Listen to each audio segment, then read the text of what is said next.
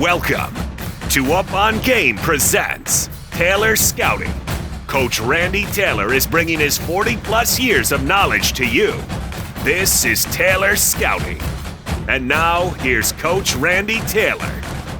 Hey, Coach Kalen DeBoer is on with us. Hi, Coach. How are you? I'm good. How are you doing? I'm doing fantastic. How are the Huskies? We're doing good.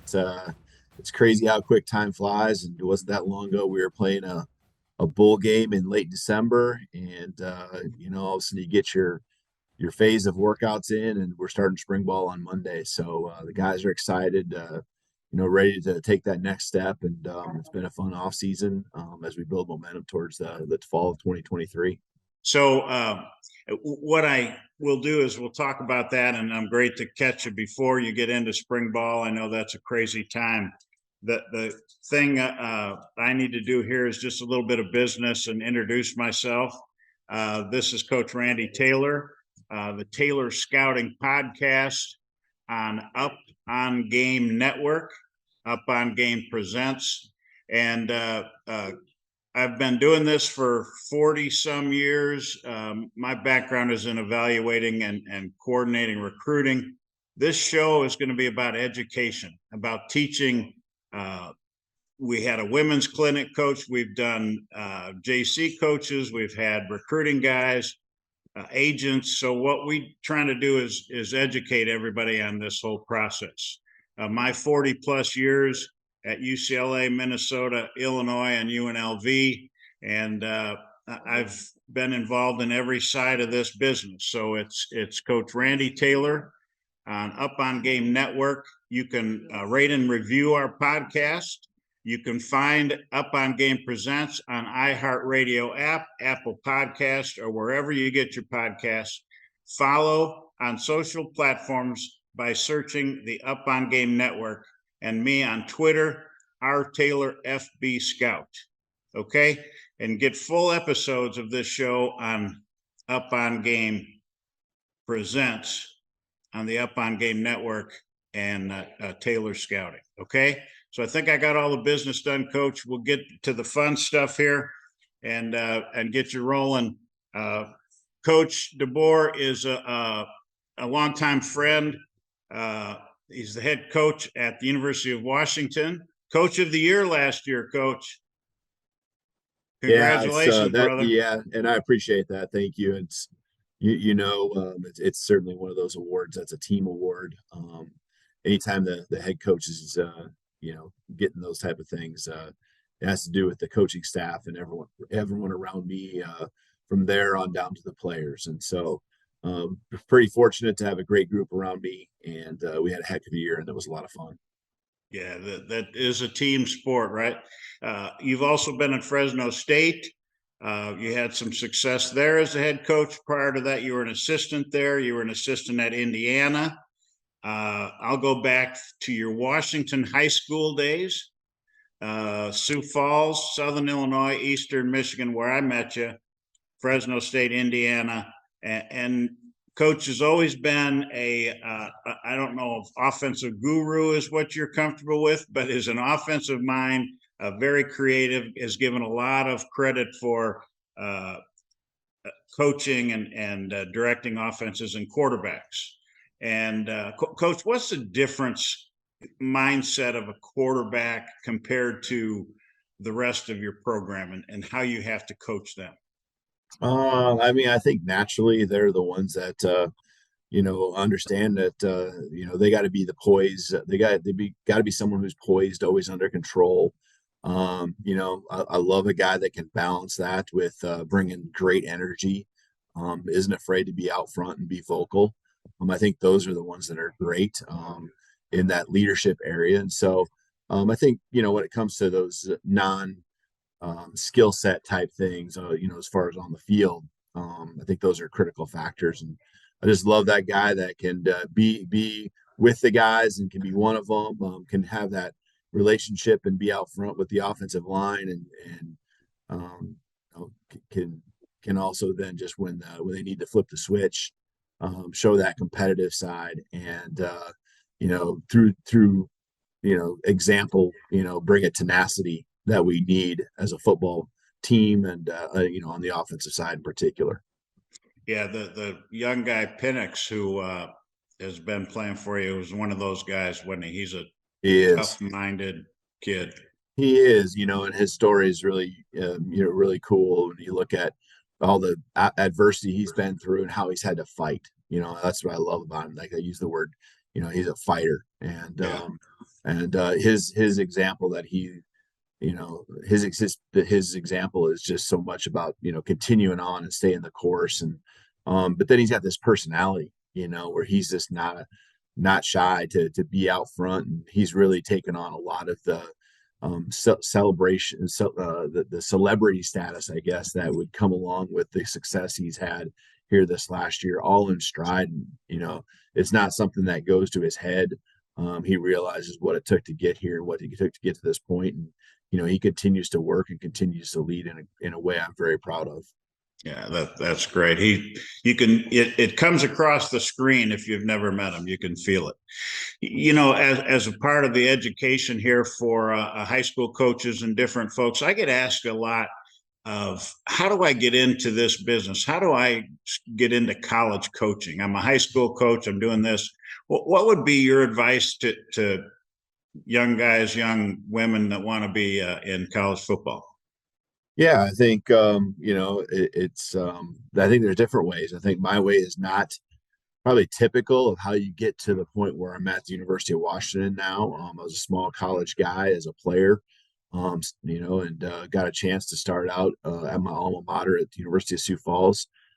Jumped right into being a offensive coordinator after being 2 years of a sophomore coach in high school at Washington High School in South Dakota, and got some experience kind of being the head coach there, organization. But that's that was good for me. That was important, for me to put some thoughts together.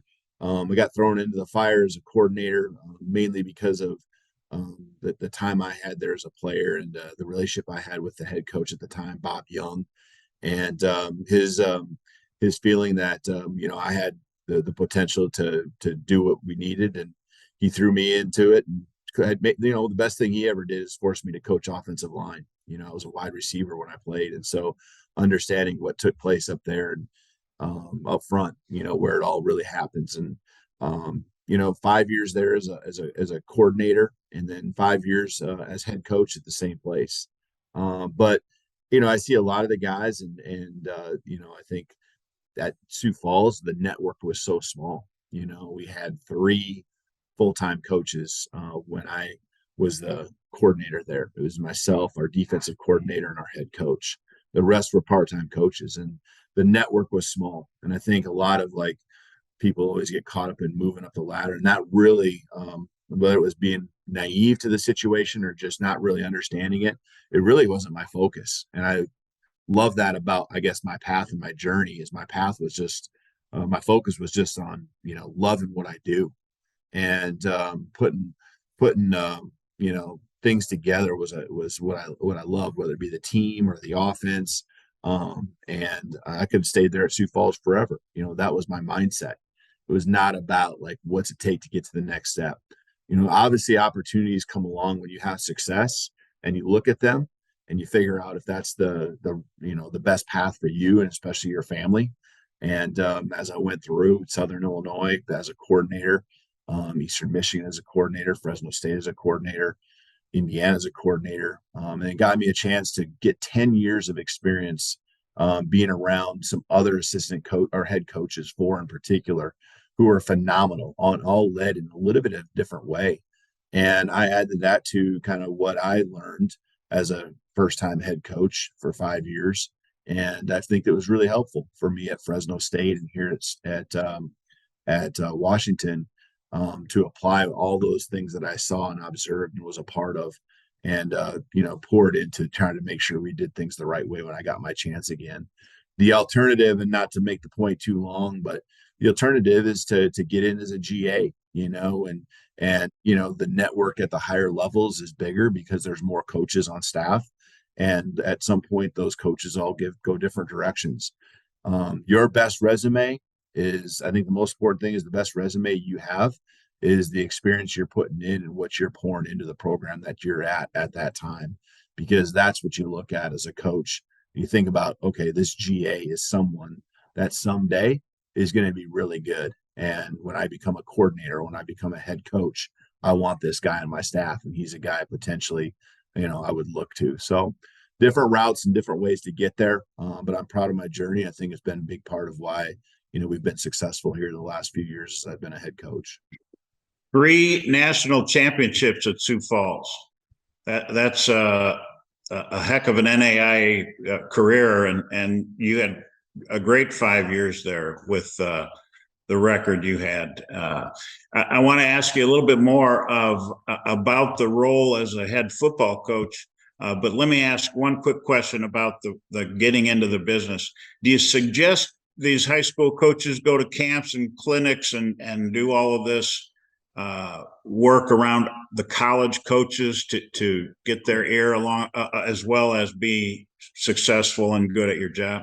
Yeah, I think it's great. I think you got to put yourself around as many people that just operate at a high level, so if you're a high school coach, it's about being around other great high school coaches or college coaches and gaining as much knowledge and information and just insight on what it looks like and what might separate someone from another as far as who does it better. And the more experience you get, just like a player, right? The more reps you get, the more experience you get, the better you are.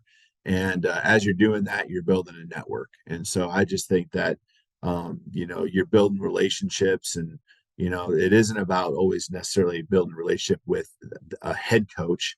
To me, it's about building relationships with the guys that are kind of the up and comers, a really good coordinator who may be a head coach someday, or other guys who are, quarterbacks coaches that may become coordinators, or, great position coaches that might become coordinators. It's about just building genuine relationships. And as time goes on, when those opportunities come up for either you or them, you have kind of a group that you can go to. And that's really how I feel like I've built up my time, is at these different places. I've seen the staff members that I've worked with or been around that really caught my eye. And that's pretty much who makes up our staff. Do you keep a list of guys that you've met and like, because of where you are now, you're kind of always looking for that? Absolutely. Case, right? No question. I mean, every position that is coached, coordinators, even off the field personnel, people who might be a QC, or people who could be a director of player personnel or in the recruiting department.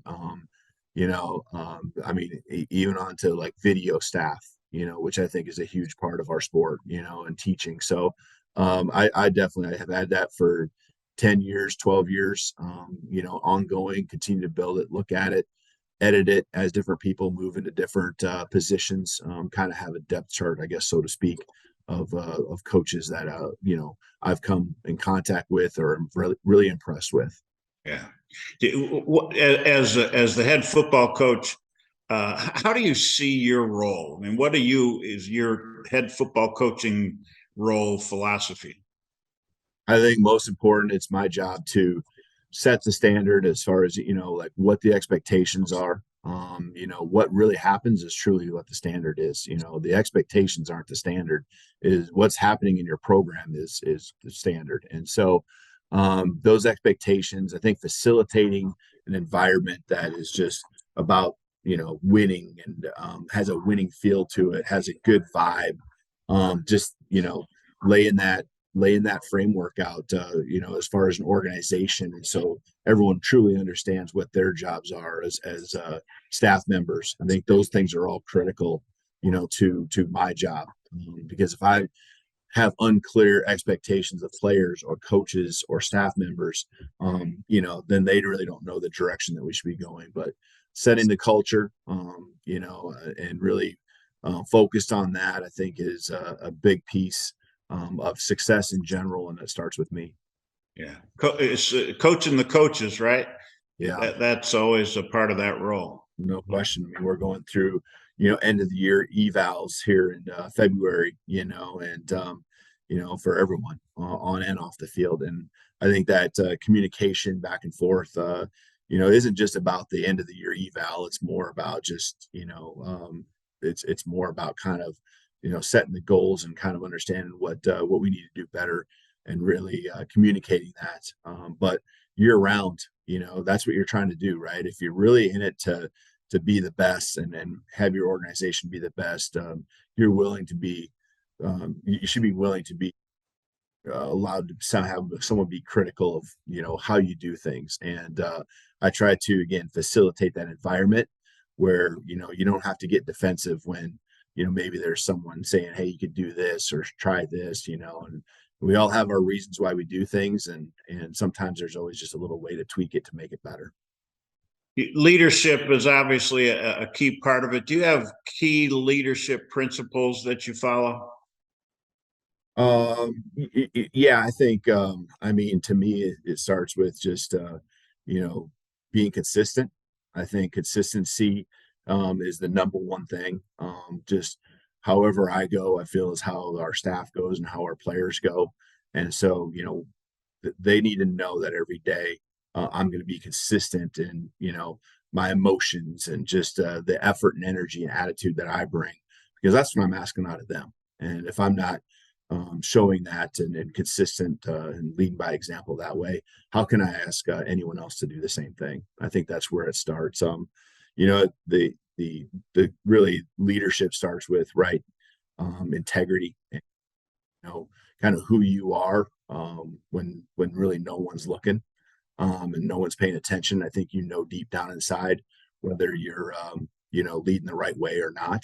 And that's the challenge I have for everyone in our program. That's great. You mentioned goals a little bit ago. Goal setting, how do you handle that? Is it a on paper kind of thing, or do you go through that with the staff and the department? How does that work for you? Yeah, I think writing things down is always important. And so, the form I just went through with our staff, I think had 10 slots on it. I asked for a minimum of 3, some with regards to, maybe professional development, but other goals. And, our staff does a great job of, and I want them to be well-rounded. I want them not just be thinking about, what their goals are as far as, us and our season expectations, but I want them thinking about how can they develop and be better in their teaching? How can they be better husbands and fathers, at home? What is it that they need to improve? Maybe it's a really a health thing, and really, if they want to have more energy, it starts with having a good exercise routine, and so I think writing those things down and then obviously communicating them now allows me to challenge them in ways to where they know those goals are out there and they can't just be something that oh yeah, that'd be kind of a goal of mine. So it's written on paper, and we ask the same thing out of the players, and I think different coaches on our staff have some really unique and cool to get their players and their positions to understand, like, okay, these are my goals, but now what's the action plan to reach them? Yeah, that's a great, because the action plan is kind of the follow-up that helps you get to those goals. I think football is there's practice goals, there's daily goals, there's week-long goals. I mean, it's just such a goal-oriented, what are you going to do in the first quarter, first half, all those kind of things. And the action plan to get there is a really important part. I appreciate that. Coach, what's the best way that you can advise people to build a culture? It's a hard thing to do, but how do you go about trying to build culture? Yeah, I think you got to really focus on what are the values. We call them non-negotiables. We have non-negotiables. We have the values that are important to your program. Like, what are important to you, and you have to really believe in it, because if you don't, it'll show its face, and your players won't really buy into it the way you want them to. So it's got to be. It's better to have less and be focused on a few things. In our program, family, accountable, and tough, are 3 of the non-negotiables in our program. And, there's a step with that we talk about, being first class, class integrity and academic excellence. And, those are some other ways that we kind of fit everything in, and everything else falls into those categories as our foundation. And, once you identify those things, to me, you can now work your way from there and like, okay, what accountability, what is it that we're accountable? Okay, we're going to, what we wear to practice maybe, or how we treat people, or what our locker room looks like and how it's kept up. And, are we starting behind the line, and are we finishing through a line? What's the accountability, and what's the consequences that go along with that? Toughness, like we have ways of measuring, toughness, and different things that we kind of relate to being mentally and physically tough. And we just find a lot of different ways to not reinvent the wheel, but just really make it fresh, to where they, might be different coaches speaking on those topics. It might be, different ways to have a word of the week that falls under maybe one of those categories of, what does family really mean?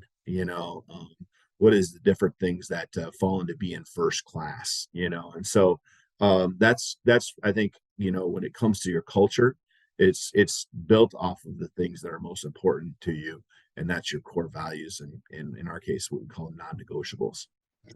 The athletes, obviously player relations is such a huge part of this, and the athletes have such a busy schedule. It's not just go to class, go back to the dorm or wherever. How do you handle that with your kids? Is there an advisor or a strength coach or somebody in your organization that kind of helps you with this time management and all that? Yeah, definitely. I think it's a unified effort. We all got to be on the same page. We have a player of development, that is involved, and a liaison between kind of all the different areas, academics, strength conditioning, our coaching staff. And I think just really having a plan is where it starts. You have to be organized. And when you can show to the players that you have an organized plan, the work they're putting in makes sense as far as why are we doing this at this time, and not just how and when, but why is this happening now, and the structure to be efficient, that you have through great organization and a great plan. And that plan to me has to be year round. What's our training phase? Why is spring ball at this time? How long is it? What's the next training cycle, going into the summer look like? When your freshmen come in, how are you integrating them in at the different times? Because now, it might not just be in July or June, it might be in January, you have early enrollees. And so, that plan and covering all those areas is, I think, something that, is better and more refined with experience. But most importantly, making sure everyone's on the same page, and that plan is communicated properly ahead of time, to where the guys understand, okay, this is the next piece. This is what's next. This is what's down the road. And maybe it's not the details as much as just overall, like, this is what it looks like. This is how we're going to get you to the first game of the season. And, this is what's going to look like at the end of the year.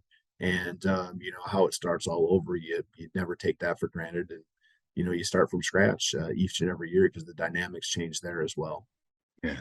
But Coach, what do you look for in a recruit and a prospect? Well, in your world at Washington as a Husky, what do you want your recruits to look like and be like?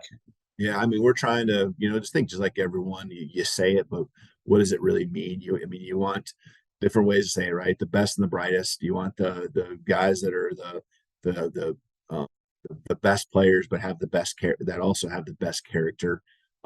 I think who you have, and it is so important, as far as their character and who they are as people.